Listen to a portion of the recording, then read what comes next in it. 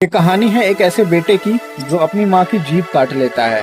इस वीडियो को अंत तक देखें तो आपको पता चलेगा कि आखिर क्यों एक बेटे ने अपनी माँ की जीभ काट ली। एक बार एक आतंकवादी को फांसी होने जा रही थी और जब फांसी होती है तो उससे उसकी आखिरी इच्छा पूछी जाती है। जब उस आतंकवादी से आखिरी इच्छा पूछी गई तो उसने कहा कि मैं अपनी माँ से मिलना चाहता हूँ। जब उसको उसकी माँ से मिलाया गया तो उसने अपनी माँ की जीभ काट ली।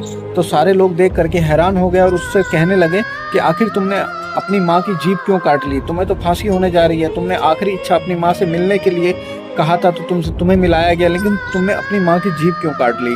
तो उस आतंकवादी ने कहा कि जब मैं छोटा था तो एक बार मैं मुर्गी चुरा करके लाया और मेरी माँ ने उस चुराई हुई मुर्गी को बहुत अच्छे से पकाया और पूरे परिवार को खिलाया और मुझसे कहा कि बेटा ऐसे ही मुर्गी चुरा करके लाना, मैं फिर मुर्गी बनाऊंगी और फिर हम बड़े चाव से खाएंगे।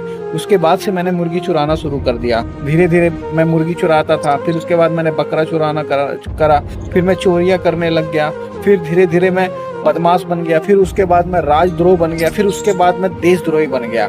लेकिन अगर मेरी माँ ने जिस दिन मैंने मुर्गी चुराई थी उसी दिन मेरी माँ ने मुझे मारा होता, मुझे डांटा होता, मुझे सिखाया होता तो आज मुझे फांसी नहीं होती।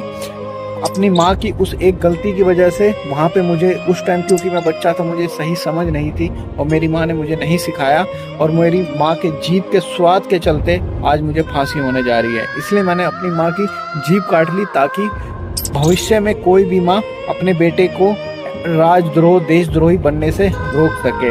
इसलिए अगर आपके बच्चे भी बचपन में कोई गलती करते हैं ना तो उस गलती को इग्नोर ना करें, क्योंकि वो बच्चे हैं, उन्हें नहीं पता सही और गलत का फर्क, लेकिन आपको बहुत अच्छे से पता है।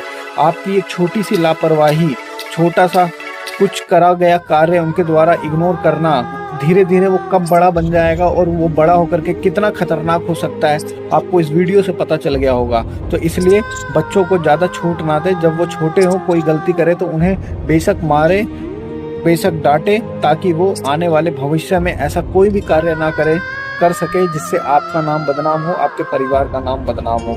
बच्चों को प्यार देना अच्छी बात होती है, लेकिन हर बात उनकी स्वीकार करना, हर बात इग्नोर करना ये बिल्कुल भी एक्सेप्टेबल नहीं है उनके फ्यूचर के लिए।